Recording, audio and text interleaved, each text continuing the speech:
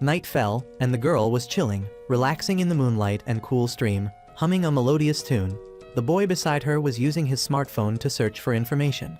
After finishing her bath, the girl approached and hugged him from behind, complaining about his mumbling in the middle of the night.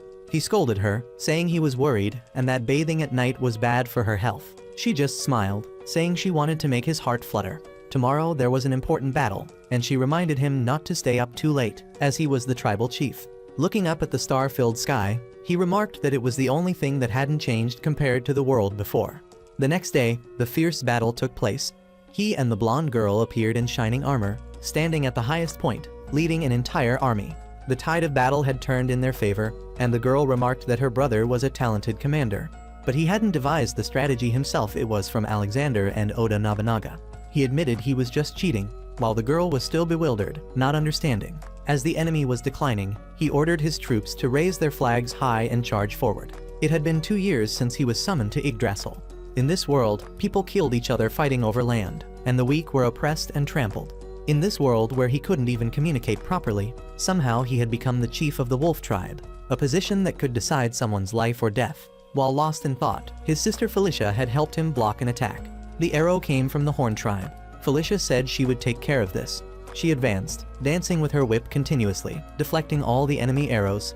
He praised her skill, saying she deserved to be the queen of this land. Hearing him call her that, she thought he intended to marry her since he was king. Felicia observed that if the situation here was like this, the battlefield must be extremely fierce. Yuto worried about Rune, but he was being overanxious since she was the strongest wolf, the Moonlight Wolf. The wolf tribe raised their flags high, announcing they had defeated the Horn tribe.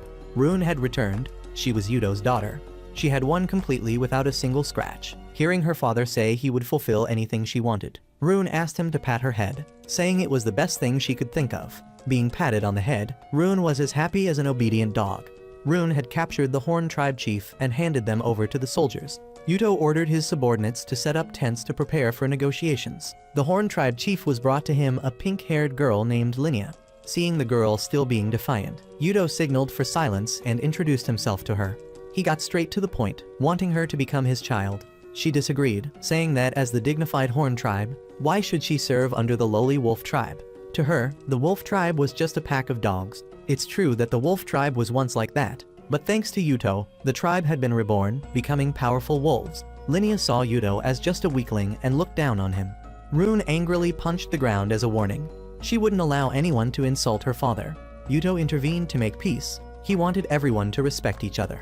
When opponents resist in threatening situations, they're more likely to accept someone who intends to help, a trick Yuto had read in books and now had a chance to put into practice.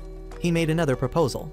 If she didn't want to be his child, Linnea could be his sister, and this was her final choice. As a sister, she wouldn't need to serve him absolutely. Seeing she still seemed unwilling to agree, Yuto warned that her town would end up like Van Town, burnt down with its people massacred. At this point, Linnea could only compromise. After the negotiations, Yuto felt completely exhausted. The two girls sat beside him, consoling him. Felicia even let him bury his face in her chest to comfort him. She found him so naive and advised him not to strain himself. Comforting him was something she had to do when she summoned him to this world. Then the three returned to the city amid the cheers of the surrounding people. Yuto responded by raising his sword high as a symbol of victory. It took a long time to get back. Two subordinates came to greet them, claiming the credit for the victory because they had prayed to the goddess. Yuto was in a hurry and asked to leave first. The long-haired one scolded him for being disrespectful to his elders. He was the brother of the previous tribal chief, so he wanted Yuto to respect him. Yuto was about to get angry, and Felicia had to step in to mediate. She turned back, winking meaningfully at Yuto. Yuto rushed to the top of the tower. The sun was already setting. He used his smartphone to call his girlfriend in the real world, telling her he was still okay. Hearing this, his girlfriend was very happy and asked if Yuto had found a way home yet. Yuto still hadn't. The girl said she would wait. She would definitely wait for him. Felicia watched this scene from afar, her heart aching. After finishing, Yuto lay down to rest. Looking at the sky, he guessed that this place wasn't another world, but just somewhere on Earth. The tools and culture of the people here were from between 1300 and 2000 BC, the Bronze Age. Looking at the stars, this place was in the northern hemisphere, but Yuto didn't know the exact location. The next morning, Felicia and Rune had breakfast ready. Thanks to the flour mill, they could bake bread every day. seeing that Yudo's little brother was already standing at attention early in the morning. Felicia climbed onto the bed, offering to help him release tension. Rune, seeing her father being bullied, got angry and warned Felicia. Felicia immediately brainwashed her, saying that men must clean their pipes for their own good and to avoid falling into the hands of other women. They had to satisfy him. That seemed reasonable, and Rune also wanted to join in. Yudo could only escape by going to breakfast. They had formed an alliance with the Horn tribe and needed to provide them with many iron weapons. In the forge, Ingrid was enthusiastically directing the workers. Yudo went to see her. Not having seen him for a long time, she appeared very shy. Looking at her expression, it was clear she liked Yudo, but was it Sundir? Felicia coughed once to warn Ingrid to be respectful to the chief. Ingrid apologized, saying she had known Yudo from before, so she was a bit too casual. Yudo informed her that the Horn tribe chief had become his sister, so the two tribes might share weapons, making Ingrid even busier. Yudo and Linnea performed the Holy Cup ceremony. In this place, the tribe members pledged to the chief through the Holy Cup to become children or siblings. The relationship through the Holy Cup was more than blood. It was a sacred ritual called the Oath of Loyalty, binding the chief and everyone together. Through this ritual, Yudo could find a way to return without worrying. In the evening, Linnea called Yudo outside. She bowed her head, asking him to treat the Horn tribe like the Wolf tribe. He could do whatever he wanted with her. He patted her head, agreeing to this cute sister's request. She had tears of gratitude in her eyes. Suddenly, Felicia came running with bad news. An emergency meeting was immediately convened. 4 days ago, a major tribe from the west had begun to invade the Horn tribe and had captured a fortress on the border.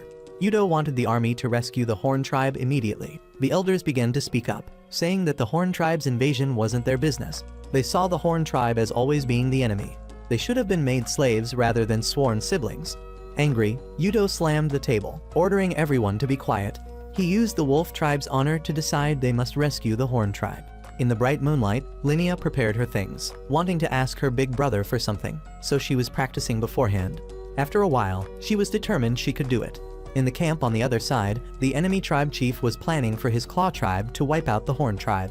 What surprised him was that the Horn tribe had come to this place on their own, which in his view was like seeking death. Leading the army was Rune, which surprised him because the team consisted only of cavalry.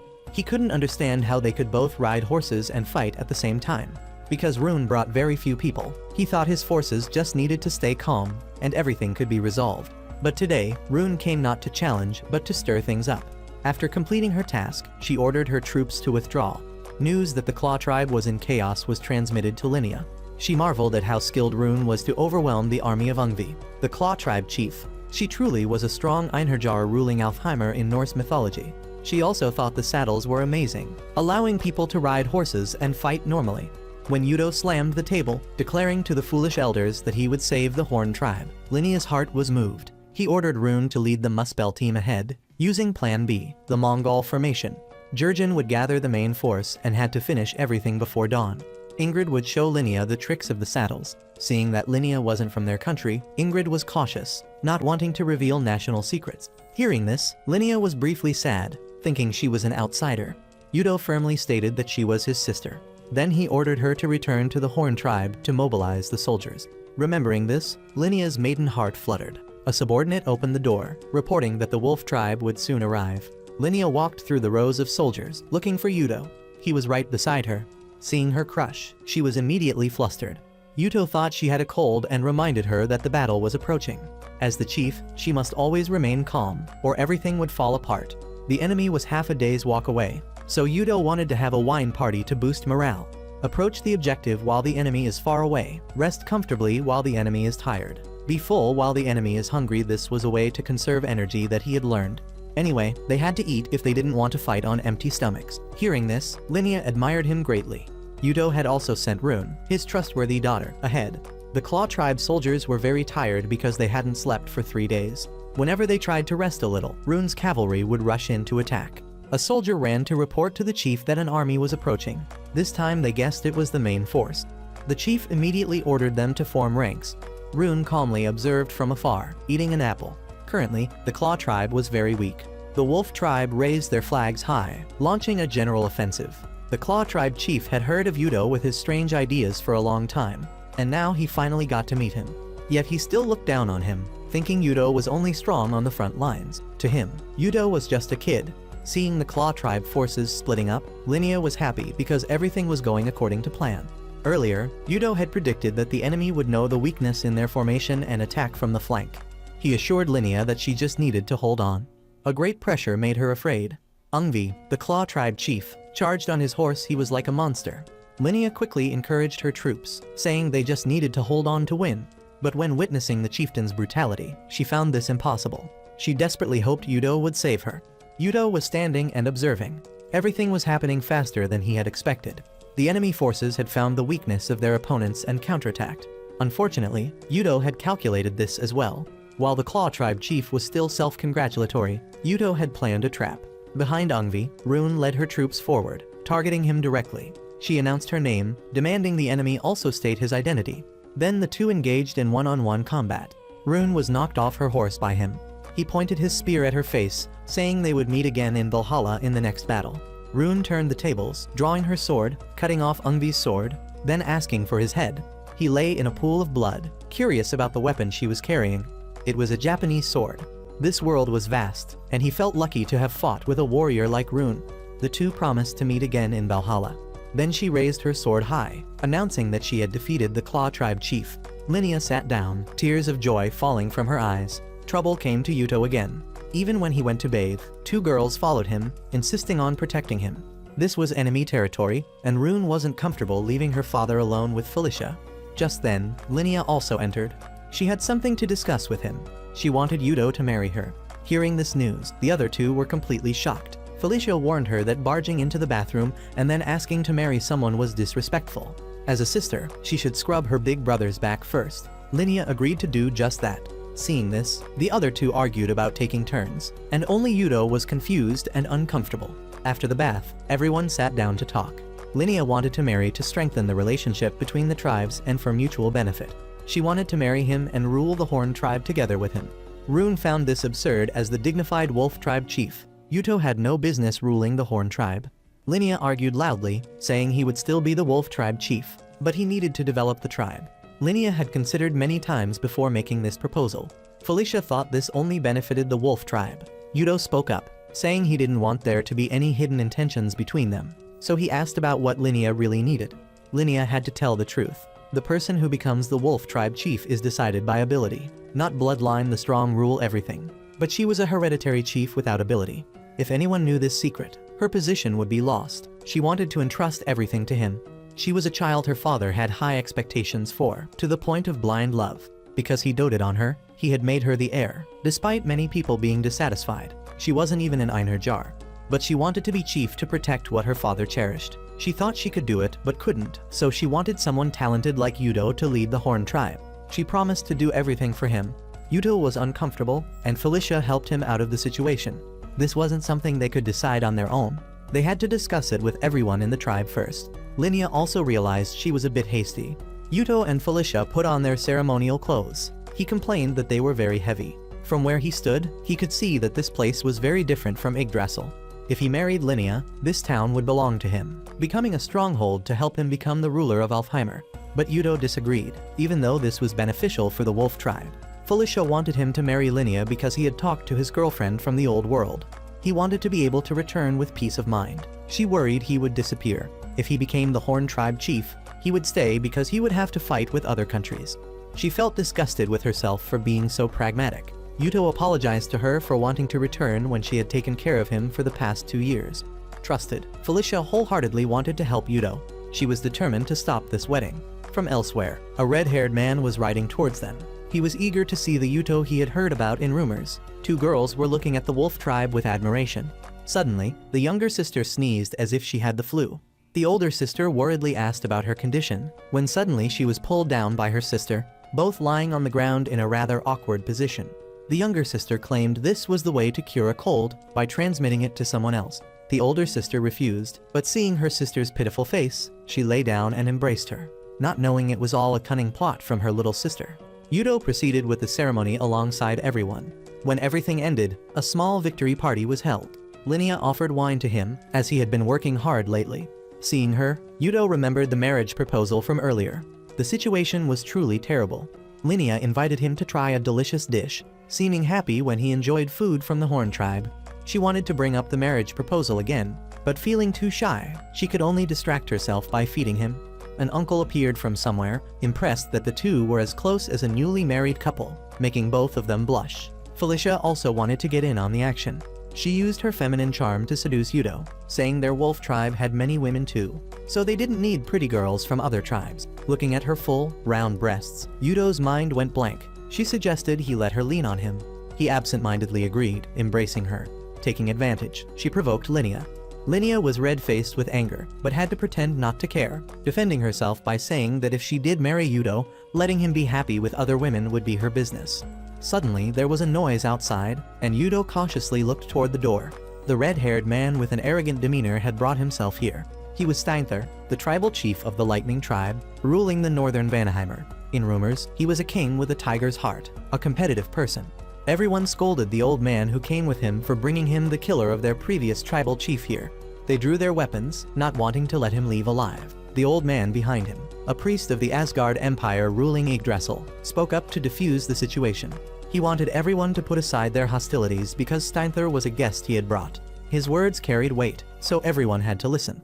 But Steinthur kept provoking them. He was strong enough to intimidate a soldier who had drawn his sword again. He snapped his fingers, and the sword in the soldier's hands shattered.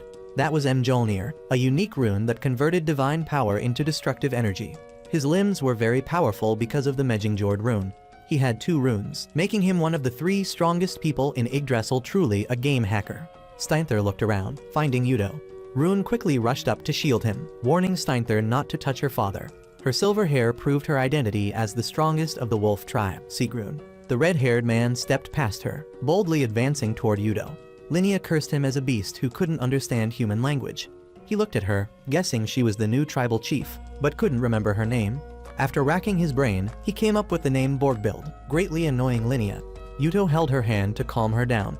He warned Steinthur not to harass others when his target was him.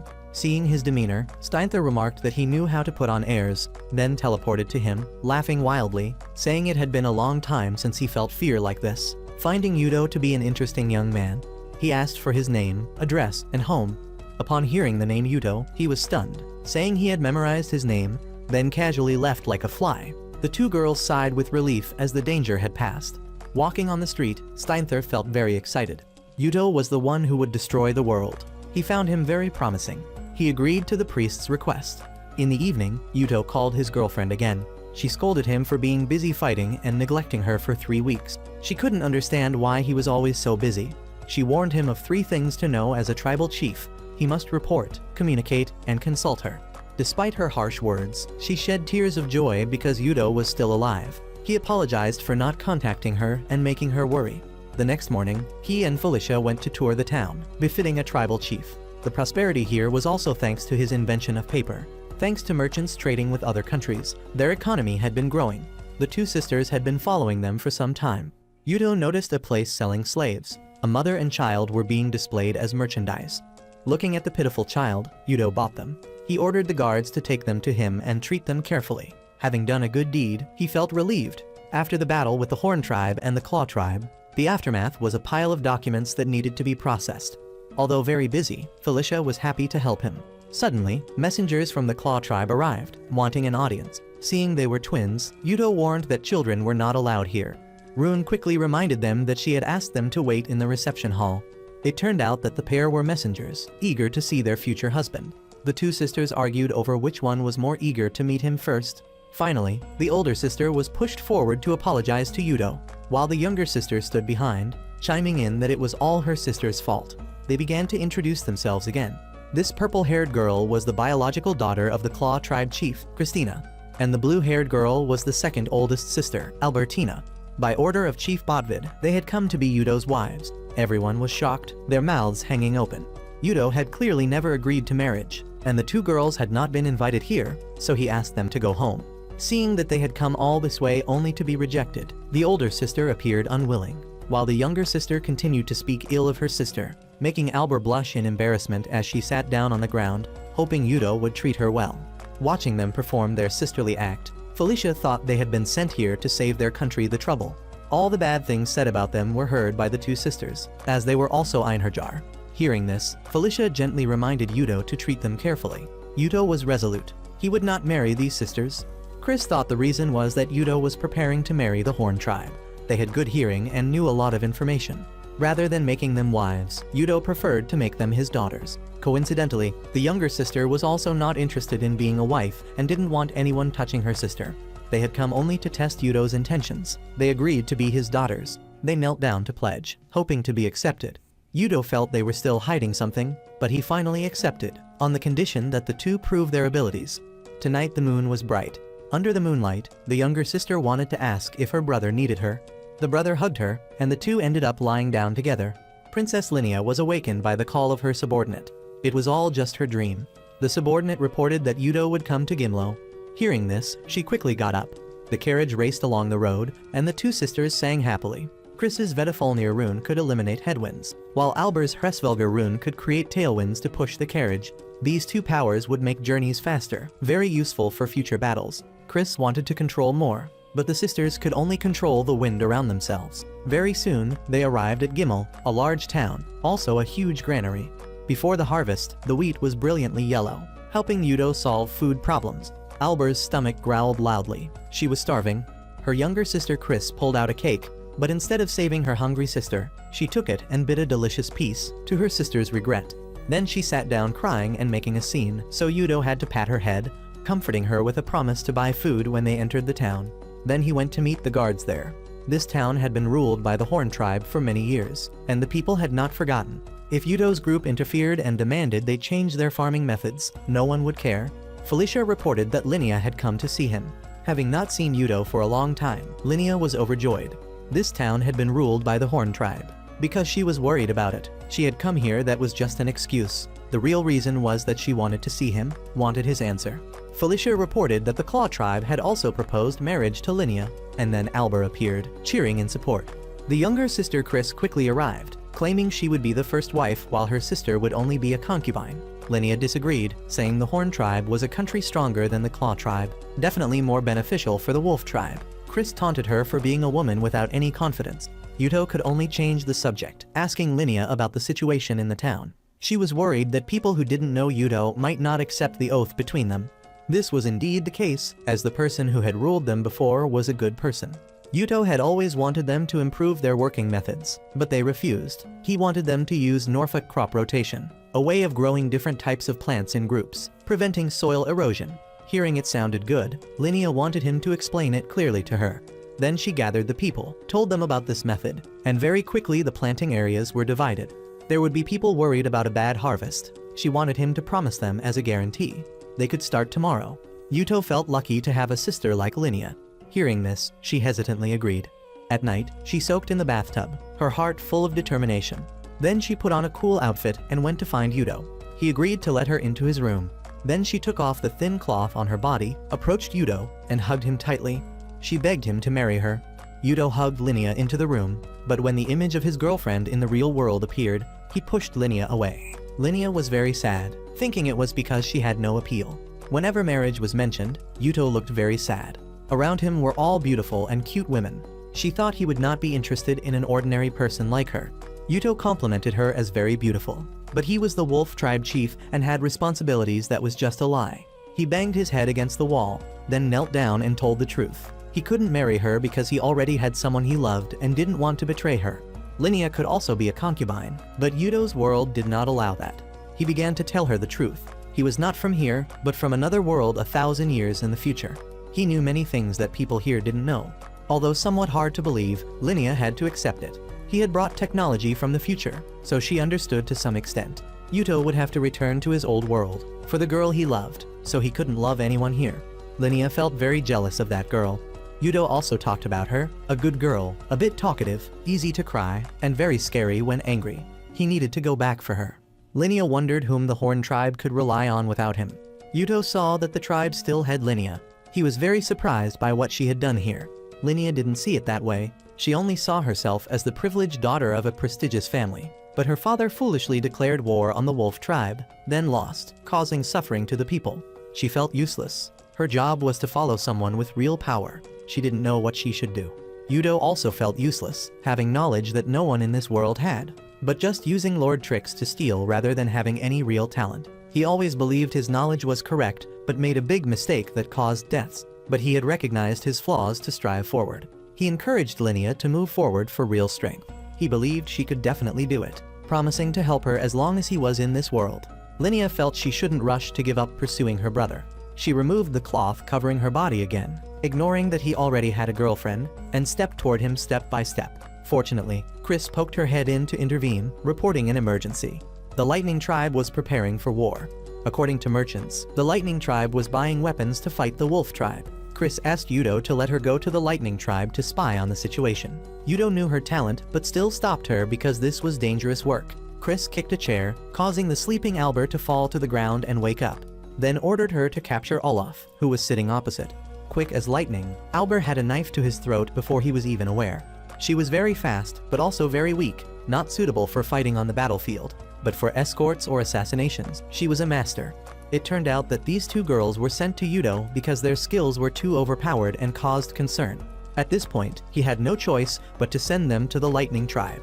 If this mission succeeded, the sisters wanted to pledge to him.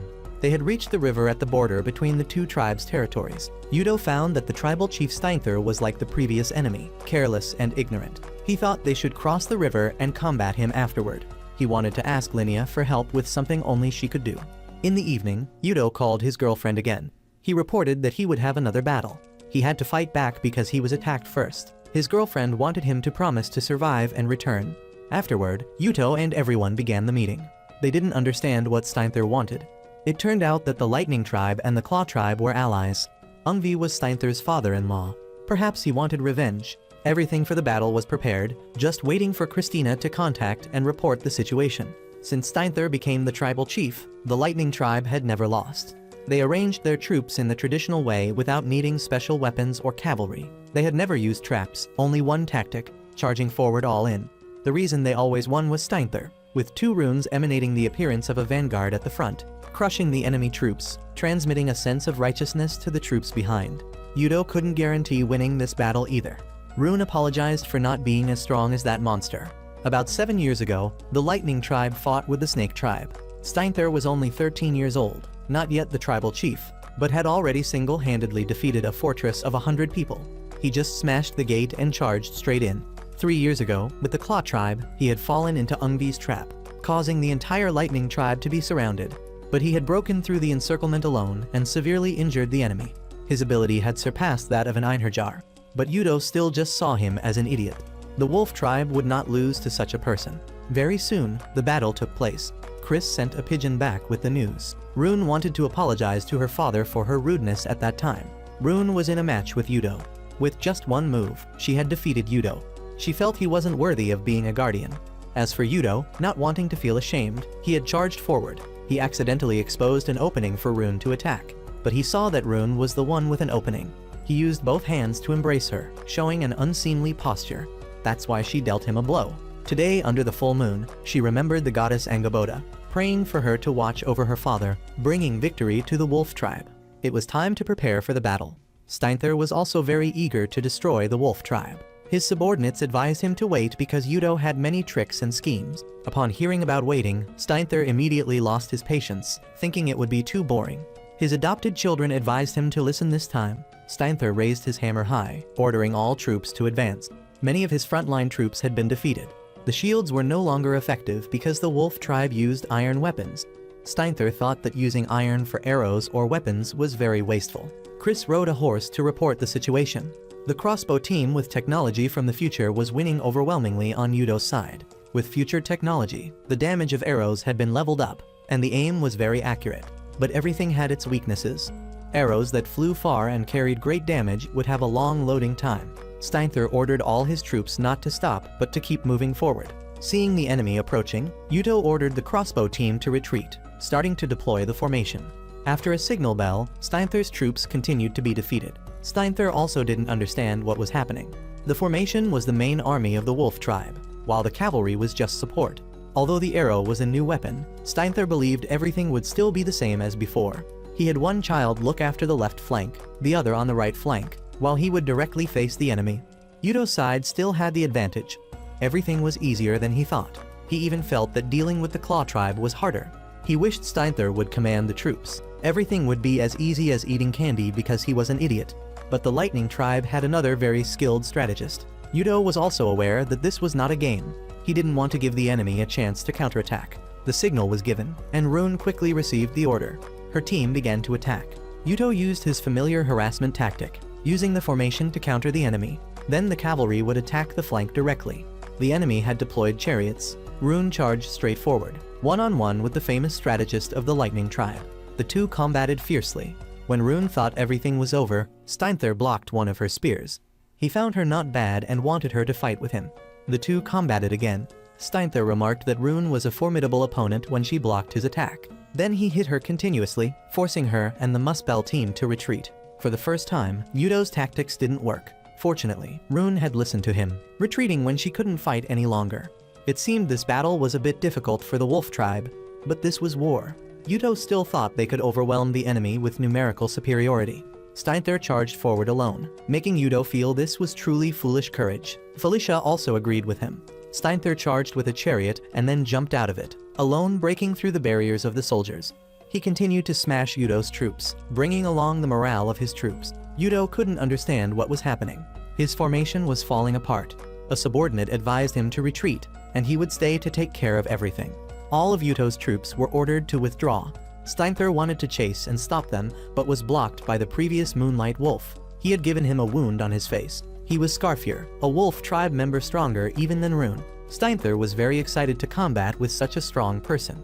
But Scarfear wasn't interested in fighting here. He told the Lightning Tribe soldiers that there was a lot of iron on the ground. If they collected and sold it, they could live in luxury for life. Then he followed the Wolf Tribe in retreat. Steinther wanted to call his troops to pursue, but they had been consumed by greed, only focused on collecting iron. His son drove a carriage over, advising him to rest in the middle of the battle.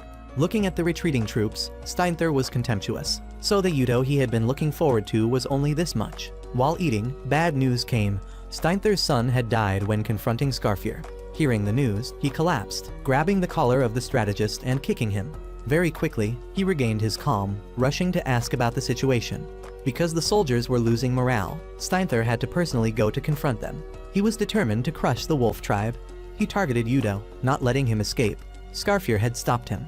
He competitively charged forward, wanting to avenge his son. The two combated with each other, but Scarfear had a very light counter move. Then he quickly rode his horse across the river, not bothering with the young hothead. Steinther also ordered his soldiers to pursue, not thinking that he was about to walk into a trap. Yuto was just playing bait, pretending to lose to lure the tiger. When Steinther crossed the river, a series of arrows were shot down. Scarfear blocked him at the bank, seeing that he still didn't know his limits. He and Rune had been assigned to stay and block him. Felicia would also participate. He had been surrounded by 7 Einherjar. His biggest weakness was his arrogance. 7 people surrounded and attacked him together, making his anger reach its peak. He went crazy, stripping everyone of their weapons. Even with 7 against 1, they still couldn't win. Everyone had to admit he was truly strong, but those 7 were just stopping him. They got back on their horses and fled again. Now Steinther noticed the riverbank. A tsunami had swept everything away. It turned out that Linnea had built a dam to accumulate water and then blew it up when the enemy tried to cross the river. This was an excellent plan from medieval generals. The biggest credit this time belonged to Linnea when she had successfully organized the dam construction. Without her help, they couldn't have won. So this time, Yuto bid farewell to the arrogant Steinther. Seeing him, he remembered his own foolish time, so he really hated him. But Steinther wasn't dead yet, just had some broken bones. In the evening, Yuto called to report the good news of victory to his girlfriend. Now the Lightning Tribe's land was in his hands, so he had a pile of work to do. His girlfriend didn't care, just wanted him to come home soon. Unfortunately, Yuto didn't know how to return. If the Wolf Tribe became stronger, he would research more places. He thought he would find a way soon. She would wait for him. Yuto was trying to blow glass, but he failed. Ingrid beside him lost her patience. At this rate, they wouldn't be able to create what's called a glass cup. This was harder than Yuto thought. He handed the blowing tube to Ingrid, wanting her to try. Using the tool that Yuto had just used made Ingrid blush with embarrassment. Yuto wanted to get another one, but Ingrid stopped him. Then she tried to hold the blowing tube. Yuto encouraged her to be calm. He would help her hold it steady. Unexpectedly, Ingrid succeeded on her first try. At this rate, they could mass-produce glass. Just being praised once, Ingrid immediately imagined a wedding. Yuto called her back to reality. The little girl was confused, not knowing why she appeared here. Yudo seemed quite concerned about her the other day, so she was allowed to be here. Felicia comforted her, saying she didn't need to worry. If Yudo liked her, they could be friends. Seeing this, the little girl thanked them profusely. Today they gathered here to discuss an important matter related to Yudo. They found that Yudo was someone with both military and political talent, but wasn't arrogant and always worked harder than anyone else. The current success of the wolf tribe was all thanks to him. So he would get to rest, going to the foot of Mount Surtsey to relax. Changing the atmosphere was necessary to chill. Hearing that this was a good opportunity to flirt with Yudo, the girls flared up with killing intent. His girlfriend at home suddenly had a bad premonition to the extent that she almost fell off her chair. Yudo guessed she had a cold, advising her to rest. So the next day, in front of Yudo, the girls proposed a relaxing healing trip.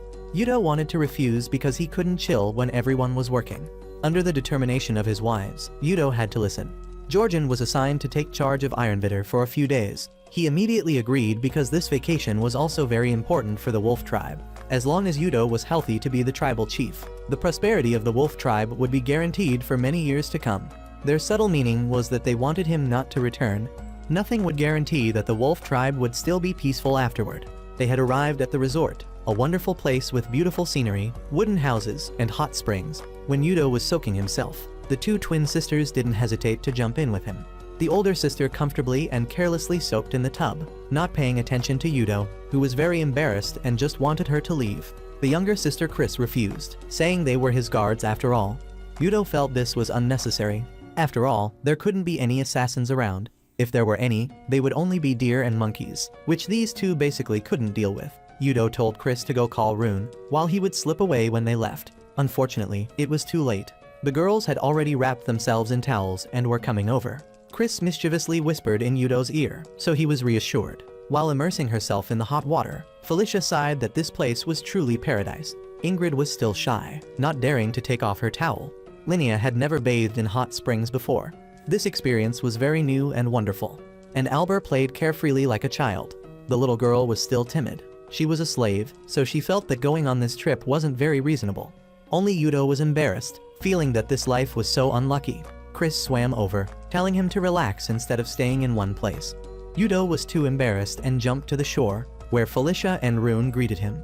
They wanted to scrub his back because they had missed the opportunity before. Finally, he compromised, letting the lovely ladies do what they wanted. So the beautiful sisters knelt before him. They had discussed various ways to take care of him.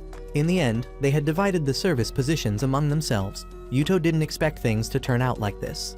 Because a king must always know how to defend himself and stay calm. He shouted loudly for the girls to come at him, but after the bath, they had to let him go home.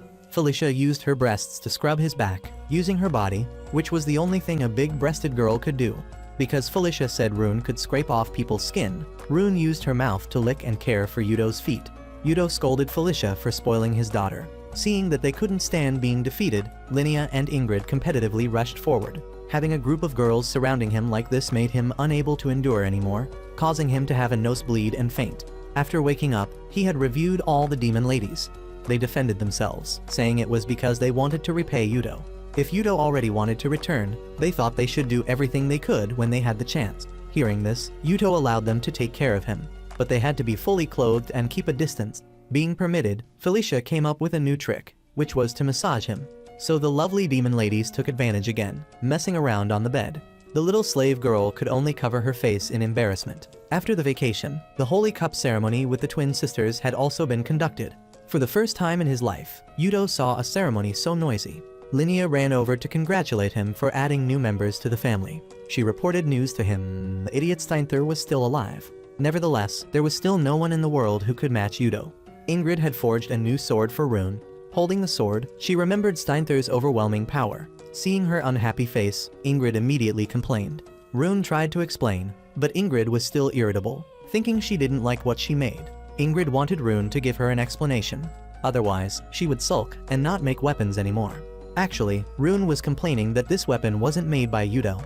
She wanted him to make it for her. The old katana always reminded her of the feeling of having Yudo by her side, protecting her. She was afraid of having to fight without his protection. Yudo came in with something he wanted to ask of Ingrid. He had found Rune's sword. Although it was a bit damaged at the handle, fortunately, the blade was still intact. He wanted to ask Ingrid to fix it. Seeing the sword return, Rune was overjoyed, shedding tears. At the market, people gathered to buy and sell in large numbers. The glass items they made had been displayed for sale. Ingrid confessed a truth. She hadn't been able to concentrate when Yudo was close to her. Thanks to the success of the glassware, the wolf tribe would be even richer. The poverty from 2 years ago had become an ancient story. Nevertheless, the wolf tribe was still very lacking in talents to develop. The little slave Effie brought drinks over but carelessly spilled it on Yudo's clothes. The little girl apologized profusely. Yudo patted her head to reassure her. The little girl was very grateful to Yudo for saving her and her mother. She wanted to repay him. Yudo invited her to eat a piece of cake. Eating something delicious, the little girl burst into tears, remembering the happy times with her parents. Yudo pointed down, wanting to test Effie's reading ability. It turned out the little girl could read, so Felicia brought her a pile of cakes. Yudo had come up with an idea. He would organize teaching. The literacy rate of the wolf tribe was very low. If not addressed, it would be difficult to find talented people. So he would try to teach children from 7 to 15 years old, of course completely free. The wolf tribe would pay teachers, buy books, and provide locations with money earned from glass. It had been 2 years since he arrived. Now he had even planned for after his departure. Felicia recalled that time. She was very sad. In the past, while Felicia was happily playing with the young women and Rune was catching fish in the water, Yudo was sitting next to a blonde young man. The brother remarked that this was a beautiful scene. Felicia showed him the fish she had just caught. The young man warned Yudo that if he wanted to marry Felicia in the future, he shouldn't look at other girls. Yudo argued loudly that he already had a girlfriend. The other guy didn't care and continued to warn that if he made his sister cry, he would kill him. Felicia looked toward them, waving and smiling very happily. The tribal chief called everyone to gather, praising them for their efforts in the previous battle with the Claw tribe. He was very proud. For carelessly leading everyone into danger, he felt very guilty. Seeing the chief bow his head, his brother immediately stopped him, saying that winning against such a strong enemy was thanks to the chief's leadership. The chief told him not to flatter. What the wolf tribe needed now was a young person, a new strong and authentic chief. Then he handed over the wolf tribe chief position to Yudo. Yudo was very surprised. He had clearly said he would return. The chief wanted to take back his words, as he saw that Yudo was the only one who could protect the wolf tribe at this time. Yudo wanted the chief to look at Brother Lopter, feeling he was also very suitable to be chief, turning to him to seek an ally. However, Lopter had turned against him, telling Yudo to stop acting. He saw that Yudo was just pretending not to want to be chief and would agree only when his father begged. Yudo argued back that he genuinely didn't want it. Becoming chief had been Lopter's dream. He had done everything to protect Felicia and the people, to make the country a powerful nation, no less than other tribes. He felt he was just a little bit away from completion, but the dream was snatched by Yudo. He went crazy, drawing his sword to cut him. The old chief stood up to block a blow for Yudo. He coughed up blood and died. Brother Lopter became a patricide. Felicia couldn't believe her eyes. Before dying, the chief had entrusted everything in the tribe to Yudo. When he had saved the wolf tribe and left this world, he wanted him to let Lopter be the chief. Having said that, he closed his eyes. Yudo felt everything was because of him. Without the phone, he was just a kid who didn't understand other people's feelings. Someone like him didn't deserve to be chief. Felicia called him to wake up from the dream. The twin sisters were here. The younger sister blamed that it was because Albert kept asking to meet. After a performance of one throwing and the other catching, they brought the main information. A clan of the Claw tribe, Notun, had been subdued by the Black Panther nomads of the Midgard tribe. The Black Panther tribe had a powerful cavalry. They shot iron arrows from horseback, annihilating the entire Claw tribe. Yudo felt that this happened too quickly. It was impossible. Moreover, was there another tribe that could manufacture iron besides them? Iron was one thing, but with the technological progress of Yggdrasil, cavalry couldn't possibly compete for a few hundred years, unless the saddle technology had been stolen. A person flashed in Yudo's mind. It was Lopter, a young man who once led the wolf tribe, but was no longer here. According to the twins' information, his rune was used to copy technology. Felicia also knew something. 2 weeks ago, he had sent her a message, asking her to leave Yudo and come back to him, telling that he was now the chief of the Black Panther tribe. Felicia also asked to accept all punishments for keeping this a secret. She swore she was only loyal to Yudo. Perhaps Lopter was still angry with him. For now, Yudo would pretend not to know anything, send a letter to congratulate Lopter, and propose an alliance. Felicia would also write a reply letter. The twin sisters would go on a separate mission.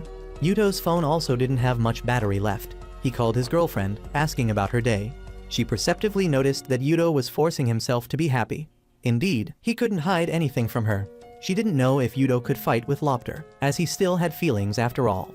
Yudo assured her that because he was the chief, when necessary, He would have to fight regardless of who the opponent was. Felicia wrote a reply letter, saying she only followed her only brother, Yuto. Lopter didn't accept the truth, thinking that Yuto was impersonating his sister to write the letter. He thought it was time to take back what Yuto had taken from him. The next day, the Black Panther tribe attacked the Horn tribe. The town of Mirkfir had been captured. At this point, Yuto had to fight. He ordered Felicia to summon soldiers to protect the Horn tribe. It would take them a few days to reach Mirkfir. Yet as soon as they had gathered the troops, the enemy had come to attack first. They had used the hit and run tactics that Yuto had applied to the Claw tribe. So Yuto didn't know whether to fight or not. Felicia suggested waiting for Rune to come, but the enemy wouldn't wait. A barrage of arrows flew toward them, forcing them to hide behind cars. Felicia couldn't believe the enemy could shoot from such a distance. If not for the metal car, perhaps they would have been gone. Yuto's side wasn't easy either, using crossbows to respond. Seeing the difficulty, the enemy troops retreated. Yuto realized they were just the vanguard. When they joined the main force, that would be the real battle. The commander returned, reporting the situation to Lopter. He detailed everything. In just half a year, Yuto had been able to develop the country to this extent. The girl beside Lopter admired that he was indeed young and talented. Lopter saw that this wasn't Yuto's real talent, but just a lord's trick, so this time would be his playground. A herd of enemy horses charged again to counterattack. They had been surrounded, fallen into a trap. Lopter's troops completely overwhelmed in numbers. Lopter thought Yuto relied too much on the phone. If he knew the calculations in advance, he found it too easy to deal with. He ordered his troops to charge again. From behind the cars that seemed like goods, a series of arrows from Yuto's side were shot out. It turned out that the things in the cars weren't goods but shields, maintaining the advantage that could make the enemy willingly approach. Yuto had to admire that Lopter was indeed very good. But he had also tried hard over the past half year. All of Lopter's plans had been grasped in the palm of his hand. Yuto's troops took down a series of enemies. Yuto thought if he died, he would definitely go to hell. The girl beside advised Lopter to retreat, but he was still very stubborn. He saw that they could win if he used her power, Sijin. She quickly understood. News reported to Yuto that the enemy was gathering in one place. Something was very strange. Yuto sensed that something around was changing. Soldiers who had fallen also stood up. Yuto's body felt very strange. Following Sijin's chanting, the enemy troops continued to attack. Even when shot, they didn't die but continued to advance like zombies. Lopter had broken through the iron wall. With Sijin's magic, his soldiers had become fearless warriors. Yuto and Lopter came face to face. Lopter felt that this time they no longer had any brotherly affection. He wanted to take back everything Yuto had stolen from him. Felicia stood to shield Yuto. She argued with Lopter, because now Yuto was her only brother. Angered, Lopter swung his sword. Fortunately, Yuto had blocked it for her. He didn't want him to lay hands on his sister. Finally, Rune arrived. She wouldn't let anyone harm her father. Somehow, the enemy's horses had all fled, forcing Lopter to retreat. It turned out that Rune had ridden a camel to arrive, and horses greatly disliked the smell of camels, very effective against cavalry. Felicia apologized to him for not being able to protect him. Anyway, she would still be Yuto's deputy. Now what Yuto needed to care about was the strange feeling at that time. Lopter was enjoying pleasure with his subordinate Sijin. The girl talked about that moment. Yuto had resisted her magic. The Gleipnir magic had bound him. Lopter knew this because Yuto came from another world. Hearing this, Sijin felt extremely interested. She didn't understand how this could be. It was Felicia who had summoned him here, becoming a formidable opponent for him. That morning, Yuto felt extremely cold. He guessed winter must have arrived. The wind blew, causing Felicia's skirt to lift up. But Yuto didn't pay attention to her feminine wiles, only urging her to move quickly because it was cold. Felicia wasn't satisfied. She had clearly tried to let her brother see a hot scene. Because it was quite cold this morning, Yuto's office had been prepared with a heater, making his soul burst with summer sunshine. Yuto invited Felicia to sit together, as he had asked Ingrid to make it a bit more compact. As soon as she sat down, Felicia felt a burst of happiness. This heater was heated by coal, not electricity, very similar to old-time heaters. The problem was that sitting here while working made it very easy to get sleepy. Just as he finished saying this, Felicia sitting beside had already dozed off. Yuto took the book from her hand, feeling that having a day like this occasionally wasn't bad. At school, the class had ended. Now everyone was going home and chatting happily. Effie still sat still in one place, unable to communicate with the surrounding friends. The twin sisters were also very happy to sit in the heater. Effie brought drinks over. Yuto's group started to rest a bit after work. Yuto invited Effie to have cake. The little girl felt it wasn't appropriate because she was working. Yuto invited her to rest with them. People resting together would be great. Albert pulled the little girl's hand, inviting her to join. Although she couldn't make friends, when Yudo asked, the little girl still lied that the friends were very nice to her. However, the next day, Yudo and Chris came to school to observe Effie. Yudo felt this was also his responsibility. Chris thought he was a father obsessed with his daughter, who would beat to death any guy who dared to flirt with his daughter. Very quickly, Yudo realized that Effie was isolated. Chris asked for permission to intervene. She and Albert both enrolled in school.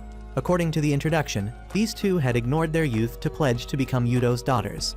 The teacher hoped the students would treat them well. After creating a commotion, Chris chose a seat. She chose to sit next to Effie. During class, Chris continuously gave orders to Effie, causing the student sitting behind to be displeased. Chris returned to report that the class was ruled by a school boss. That girl had instructed the other students to ignore Effie, because Yudo had accompanied her when she enrolled and seemed close to her. Yudo thought he was just being friendly, but that unintentionally made the other girls jealous. Everyone wanted his attention, and he only cared about Effie, so the school boss didn't like it. Yudo sighed helplessly. Chris would become the new school boss, changing Effie's position in the class. If Effie was close to the new school boss, the other students wouldn't be able to ignore her. Chris guaranteed everything would be fine. The next day's class ended, and a red-haired girl invited a friend to visit her home. But everyone had gathered around Chris. Chris invited everyone to come to her house, and the friends followed very happily. Only Effie and Albert stayed behind.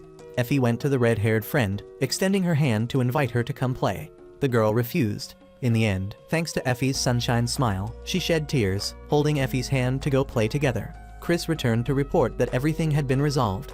Albert was still happy because she wouldn't have to go to school anymore. But Chris had said everything would still continue.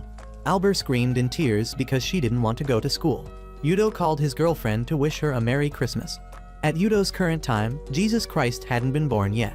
In this world, Yudo felt there was nothing he could give as a gift. His girlfriend thought what was important was still the heart. If he wanted a gift that was both sentimental and givable, she advised Yudo to just make it himself. Yudo thought this was a good idea. Yudo's phone had run out of battery. Turning off the phone, his girlfriend worried, not knowing who Yudo was giving gifts to. Ingrid went to Yudo's room to give him a beating. Seeing this scene of domestic violence, Felicia sighed that the two were very close. Ingrid left in anger. Today Yudo had said he wanted to blow glass, but he had forgotten, making her angry. On the way, the two met Rune. She demanded to go along as a guard. Yudo changed the subject, not letting her follow, telling her not to come. Sister Albert also wanted to go. Fortunately, the perceptive younger sister had stopped her. At the workshop, Yudo presented the design. He wanted to make some weird things. Felicia's and Rune's birthdays were coming up. He wanted to give them something handmade. Ingrid was upset again, as she lost her day off because of this. After a bit of coaxing, she calmed down. She saw this as a good opportunity to make Yudo see her as a woman. She learned from Felicia to use feminine charm. But unfortunately, Yudo still didn't respond. The two sisters were watching, guessing that Yudo was inventing new technology. Finally, the product was completed, but the work was all done by Ingrid. Yudo felt it wasn't nice to say this was something he made. Ingrid encouraged him. She used the excuse that it was hot to expose her clothes. Yudo put his hand on her shoulder, saying he had something to tell her since there were only the two of them now. Yudo wanted her to be more feminine, wanted her to know she was also a woman. Hearing this, Ingrid got angry, resorting to violence. The next morning, Yudo gave Ingrid a necklace, calling it a divine weapon, as an apology for making her angry. He also wanted her to dress a bit prettier in the future. Ingrid was very happy with the gift. She would try to work every day. The priest had come to see Lopter, reporting that the wolf tribe was breaking the balance. He wanted to become sworn brothers with the lightning tribe. He wanted the wolf tribe chief to disappear from this world. The sky had brightened, and Rune woke up. Felicia passed by, praising her for being very diligent. Felicia had to get up early to prepare breakfast for Yudo. Her enormous breasts had caused fruit to fall from the basket onto the ground. Rune caught them and returned them to their original position, wondering what Felicia ate to get so large. Rune thought big breasts only got in the way of a warrior. Felicia disagreed, guessing that Yudo would like large breasts. She didn't know what size was normal in Yudo's world. In the real world, Yudo's girlfriend Mitsuki was being groped by Ruri. Ruri was jealous of her watermelons, believing she definitely ate a lot for her breasts to be so big, so Ruri wanted to share her food. Then Ruri sighed that Mitsuki was truly a girl in love, cooking very deliciously. When Yudo was mentioned, Mitsuki became sad again. Ruri didn't understand why Yudo would abandon a good girl like Mitsuki. Mitsuki defended him, saying that she clearly saw Yudo was also trying to find a way back. Ruri didn't believe it, guessing that by now, Yudo already had a house full of wives and children. Nonetheless, Mitsuki still believed in Yudo, even though they had never dated. Ruri invited her to come to her place for New Year's Eve. This year, her cousin who had studied abroad was returning to Japan. That sister was very knowledgeable, with a PhD in archaeology. Mitsuki guessed she might know something about the world where Yudo was. So Mitsuki went to Ruri's house. Cousin Takao Seo welcomed her. Seo was also very interested in the story of Mitsuki's childhood friend being summoned to the past. Although she didn't believe it, Seo thought Mitsuki wouldn't lie, so she wanted to hear the whole story. After hearing it, Seo would decide whether to believe it or not.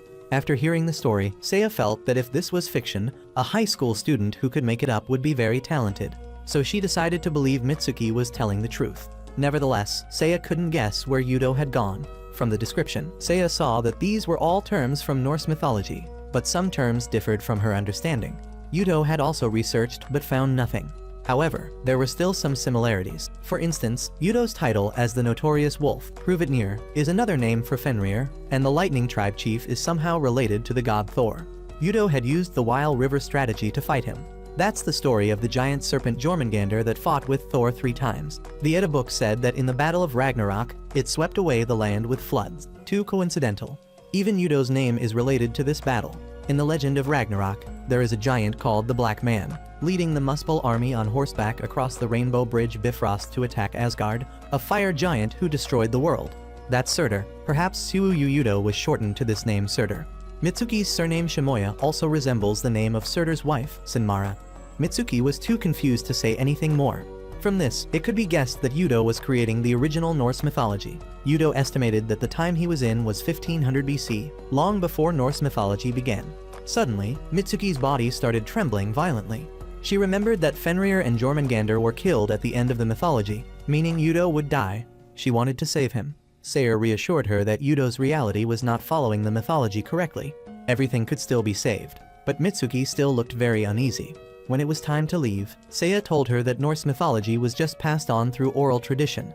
No one knew which parts were accurate and which weren't. She wanted Mitsuki not to give up hope. During the time of Ragnarok, all bindings, chains, and seals were broken. Those who were imprisoned were released. It could be said that Yudo would return. Seiya would try to find out more. Mitsuki returned home. Snow had fallen. Yudo was worried because Mitsuki hadn't called him back. Skarfir called him over. The two sat drinking wine, talking heart to heart under the moonlight. Yudo wanted him to give him a hard punch. Their barrier had been broken in the battle with the Black Panther tribe because of his hesitation, causing many people to sacrifice themselves. He took all the blame. Skarfir thought that thanks to Yudo's leadership, the casualties were quite few. No one in the wolf tribe was dissatisfied. Nevertheless, Yudo couldn't forgive himself. With such a failure, Yudo was still thinking about the old world. He felt he was truly a failed chief. He was still too young to bear this weight. Skarfir invited him for a drink. Next time, they would definitely win. He wanted him to keep an eye on Rune. Only Rune, the strongest wolf, could match Steinther. Rune outside had overheard everything. Felicia passed by, noticing she was like a person without a soul. Felicia wanted to ask Rune for help with something. Linnea had proposed a gift for Yudo to thank him and fill it with prayers for peace. They wanted to make a cloak for him together. Lopter still hated Yudo because he thought he used his father as a shield. He didn't want Yudo to exist. Sijin gracefully stepped forward, placing a gentle kiss on his forehead. Mitsuki called Yudo to wish him a happy new year. She wanted to be the first person to talk to Yudo in this new year. That's also why earlier when Yudo called her, she didn't answer. She told Yudo about what happened today at Seiya's house. Yudo was jealous, wanting to confirm that today only girls had contact with her. Mitsuki thought everyone was a good person. There was one more important thing Mitsuki wanted to say, but Yudo's phone had run out of battery. He just wanted to know if Ruri's relative was male or female. Mitsuki kissed the phone. The moon tonight was very beautiful. She called him an idiot. Then she shed tears, not knowing why he wouldn't understand her feelings. On this side, Yuto didn't know what was happening with his girlfriend. She also hadn't said if that relative was a boy or a girl. Seeing Yudo on the road, the twin sisters demanded to go with him. The night here was very quiet. Just as he finished saying this, they saw a girl surrounded by a group of men. The girl was still boldly saying that this place was dirty and scum. Yudo had to go out to intervene. The thugs immediately froze, kneeling down to pay respects. The girl turned her face. It was Mitsuki. In the bright moonlight, Mitsuki stretched out her arms. Divine Emperor Sigurdrifa. She was the true heir of the holy country of Asgarer. she prayed to the moon, the source of Ismejin, for a bountiful harvest this year, asking for prosperity and eternity for the kingdom. Then she wondered who would wish her a happy new year this year.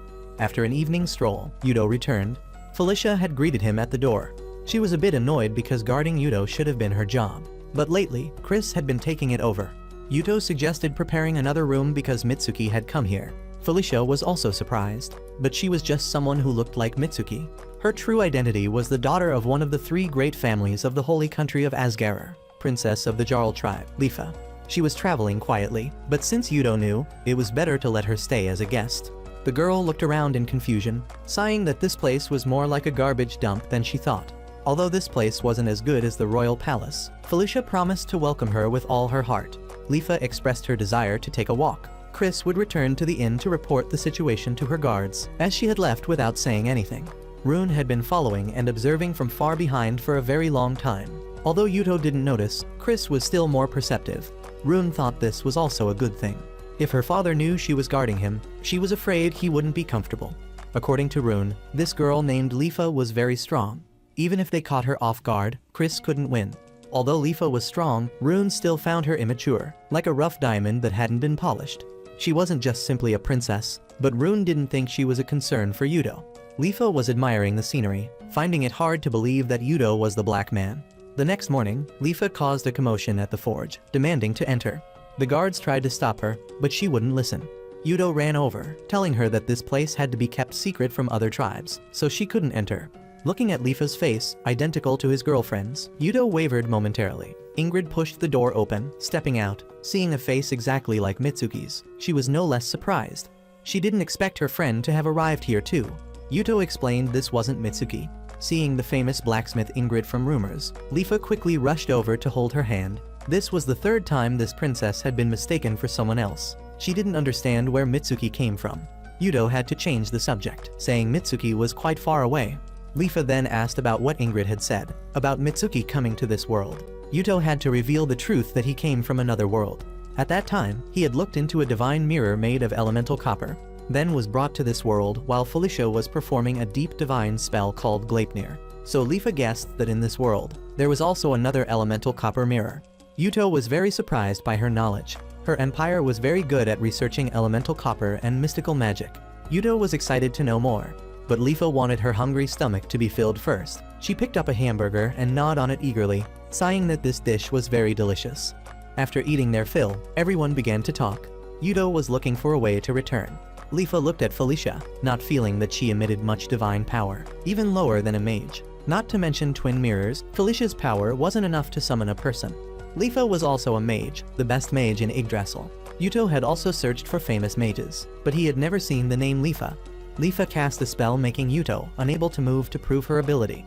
She was just demonstrating her power. Like Steinther, she also had 2 runes. Felicia was surprised that in this Yggdrasil, there was another person with 2 runes. On her first day here, Lifa's identity had already been exposed. Actually, she was the 13th divine emperor of the holy country of Asgarer, Sigadrifa.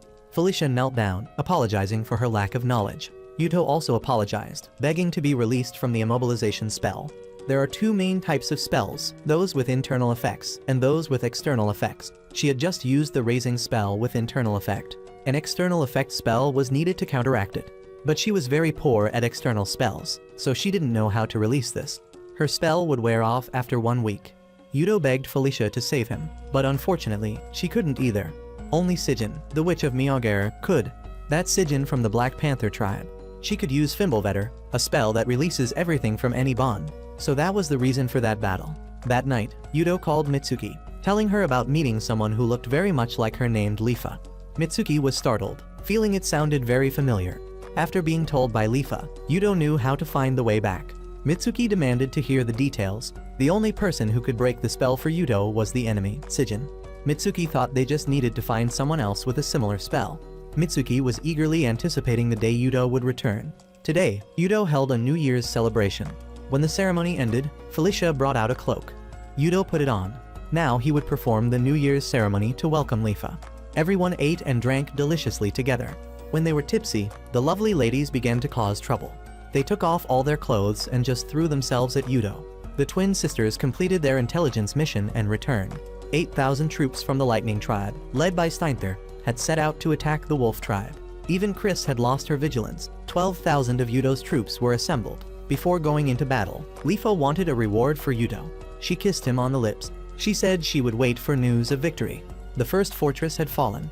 Yudo thought it was time to use Han Zin's tactic of luring the tiger away from the mountain. Rune took care of the right flank. Scarfier led the left flank. Steinther's troops took to the field like an arrow. Steinther led the way, carrying a strange weapon. He opened an umbrella made of iron that blocked all crossbows. Then he threw the umbrella up, successfully breaking the surrounding wall. Yudo had already planned for this contingency. Seeing the Lightning Tribe's progress was too fast, Felicia began to suspect. The Lightning Tribe troops had also been equipped with iron weapons. It was possible that the Lightning Tribe and the Black Panther Tribe had collaborated. Yudo's second line had been broken. It was time for him to deploy the Kuyaku formation, deploying troops in 2 rows and then luring the enemy in to destroy them. The enemy had fallen into the wolf's fangs. Steinther still didn't retreat, ordering all troops to move forward. Rune appeared, stabbing and wounding Steinther's horse. Yudo thought victory was already in hand. Suddenly Chris rode up on horseback. A cavalry unit was coming from the south, 10,000 troops. That was Lopter's army. On this side, Steinther was combating 2 wolves at once. When Rune was attacked, Scarfier had rushed to block for her and fallen down. Next would be Rune. When Scarfier fell into the deep abyss, that moment ignited the smoldering anger in Rune's heart, transforming her into a giant flame burning fiercely. Determined not to let Steinther have any chance to be arrogant, she tightened her grip on the sword handle, and without hesitation rushed straight into battle.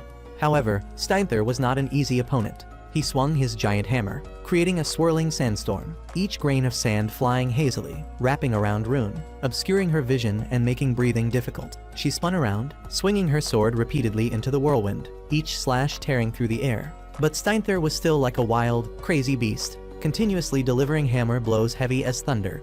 Rune had to frantically maneuver, avoiding each fatal blow by inches. Steinther grinned ferociously, raising his hammer to finish her off when his son rushed over to report that the Black Panther tribe's forces had crossed over to attack the Wolf tribe. Hearing this, Rune immediately awoke. She gritted her teeth, stood up, and charged at Steinther again, ready to sacrifice her life to stop him. Elsewhere, Yudo was facing real danger. Waves of hoofbeats echoed relentlessly. 10,000 cavalry from the Black Panther tribe were rapidly approaching. In the Wolf tribe camp, the atmosphere became more tense than ever. Felicia approached Yudo, advising him to retreat to save his life, because there are battles that cannot always be won, and Yudo cannot be invincible. They needed to retreat to regroup their forces. The twin sisters had to agree, but Yudo understood better than anyone that if they retreated, the enemy would pursue and kill them. His territory would be damaged. All the men of the Wolf tribe would be killed, and the women would become slaves. He knew he had to grasp the situation. That harsh truth made him clench his fists, his eyes lighting up with determination. He could not abandon his family. Meanwhile, Lopter, the leader of the Black Panther tribe, was confident to the point of arrogance, believing he knew all of Yudo's schemes. He incited his soldiers, stirring up hatred so they would rush into battle with crazy determination. Yudo calmly calculated. He could not call Rune back to disperse his forces. Then suddenly a bold and risky plan flashed in his mind. The battle erupted, the earth and sky shaking from the sound of hooves and the harsh clash of weapons. Arrows rained down like a deluge. Wolf tribe soldiers fell continuously, many beginning to panic. In the moment close to despair, Yudo spurred his horse straight to the front lines. His main character aura shone brilliantly, lighting the spirit of the soldiers. Seeing this, Lopter shouted orders to capture Yudo alive, offering a big reward to whoever completed the mission, making him the #1 target. But Yudo was not afraid. His voice echoed amid the smoke and fire, encouraging everyone to fight to the end against the opponent.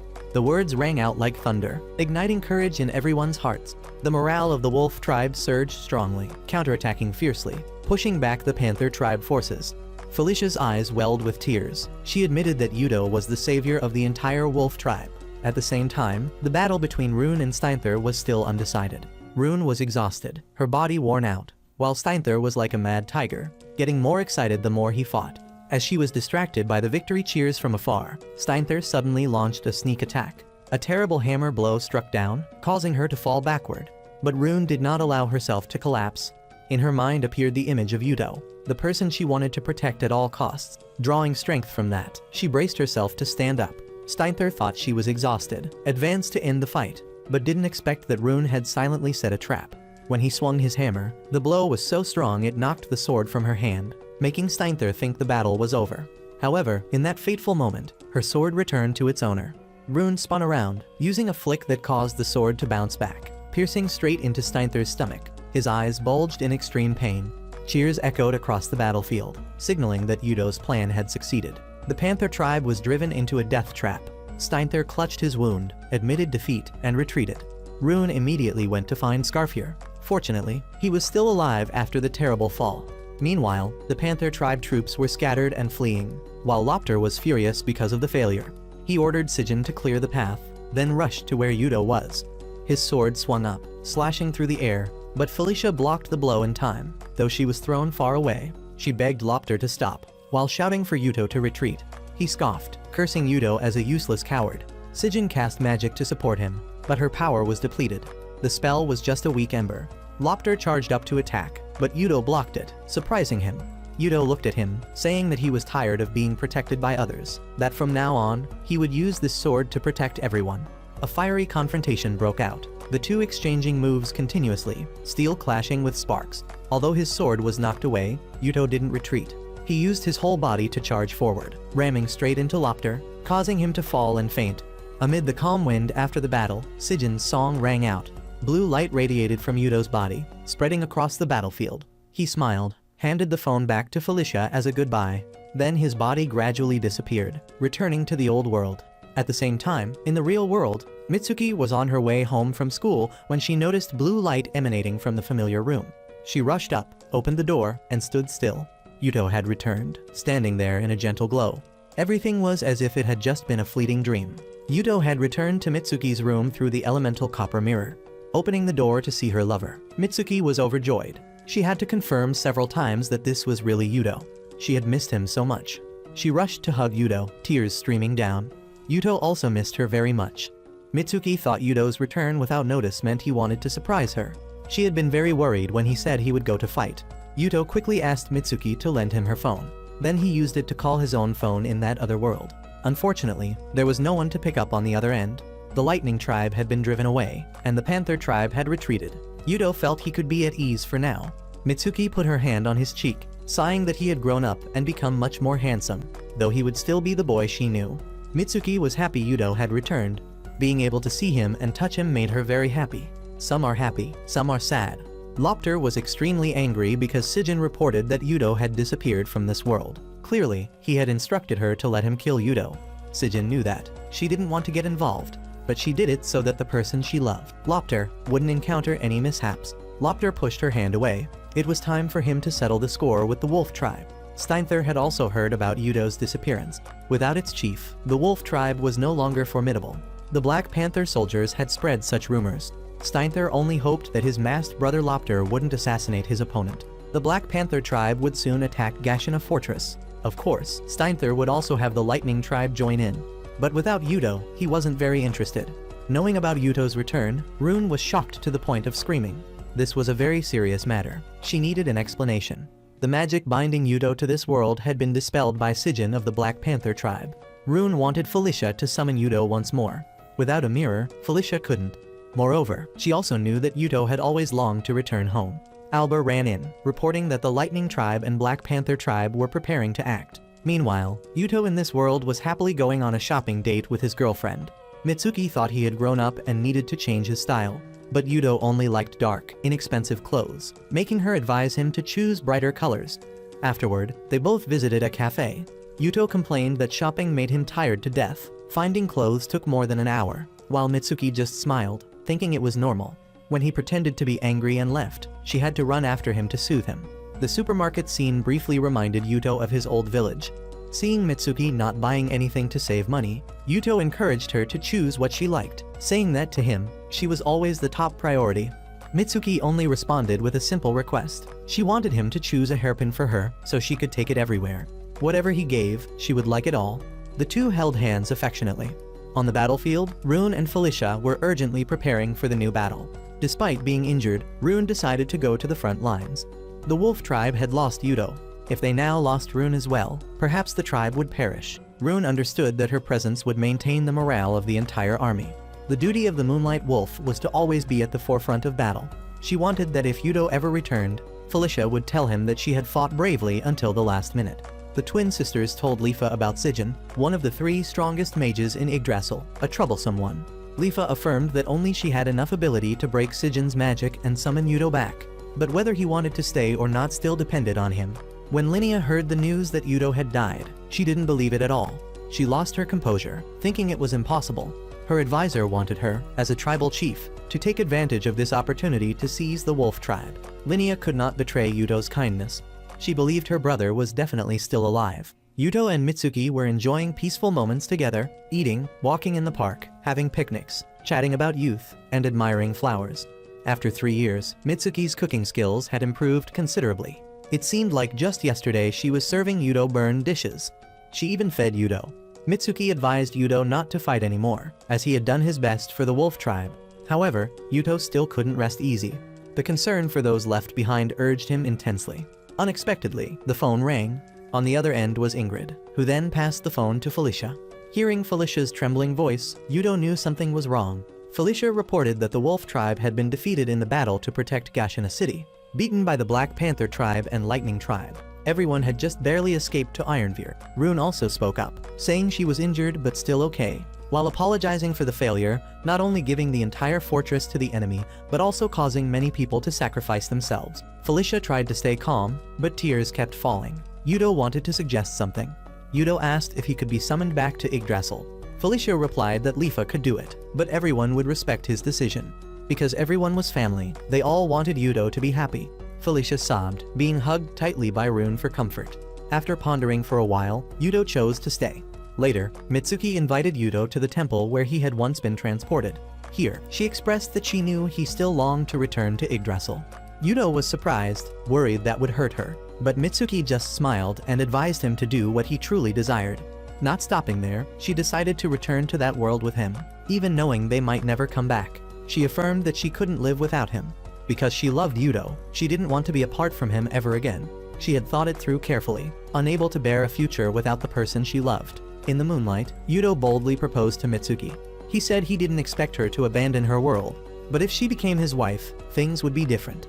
Mitsuki blushed, choking back tears as she responded. Yudo vowed never to abandon her. They shared a hug and a kiss under the moonlight, then together stepped through the gate leading to Yggdrasil. Tonight's moon was beautiful. The two shared a passionate kiss. Yudo returned to that place, amid the cheers of everyone. Mitsuki met Lifa, the girl who looked exactly like her. Rune thought it was very fortunate that Felicia had called Yudo back.